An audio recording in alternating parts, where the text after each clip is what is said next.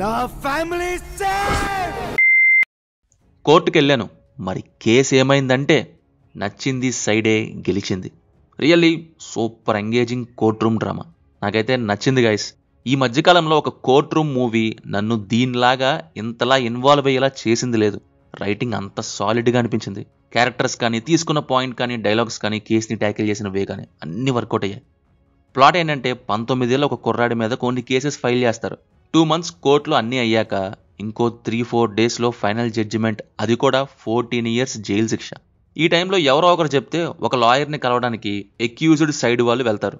అసలు ఇంతకీ ఏమైంది, ఏం జరగబోతుంది తెలియాలంటే కోర్టుకు వెళ్లాల్సింది. అదే ఆ సినిమాలో చూడొచ్చు అని. పోక్సో కేసు లాంటి ఒక సెన్సిటివ్ పాయింట్ని టైట్ స్క్రీన్ ప్లేతో, సీరియస్ కోర్టు డ్రామాతో, ప్రాసిక్యూషన్ అండ్ డిఫెన్స్ లాయర్ మధ్య మంచి మంచి పాయింట్స్తో ఏం తీశారండి.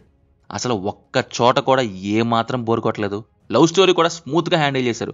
అక్కడ వాళ్ళ ఏజ్, ఫ్యామిలీ, అండర్స్టాండింగ్ బిహేవియర్ నుంచి పిఓవి వరకు ఇలా అన్ని ఇంట్రడ్యూస్ చేస్తూ బేస్ క్రియేట్ చేశారు.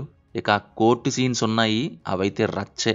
అంటే ఇక్కడ ఎలా ఉంటుందంటే స్క్రీన్ ప్లే పాకడం కాదు, నడవటం కాదు, పరిగెత్తిద్ది.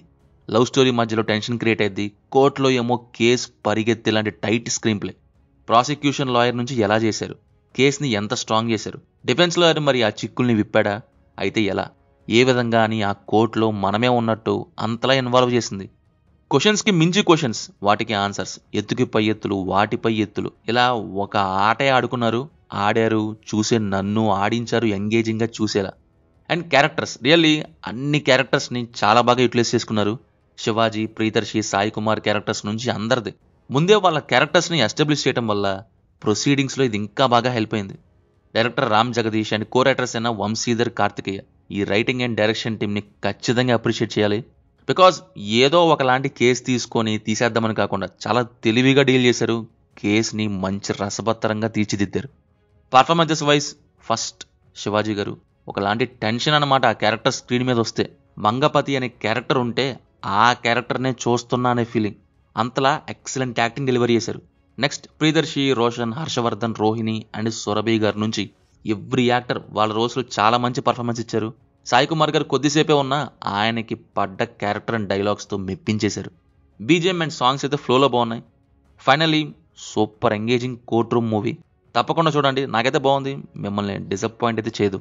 No adult scenes, no bad language, ఫ్యామిలీతో చూడొచ్చు. సినిమా చూస్తుంటే మీకు ఎలా ఉందో కింద కామెంట్స్లో మాతో తప్పకుండా షేర్ చేసుకోండి. రివ్యూ నచ్చితే మన ఛానల్ని సబ్స్క్రైబ్ చేసుకోండి. Will meet in next video. Thank you. జై హింద్.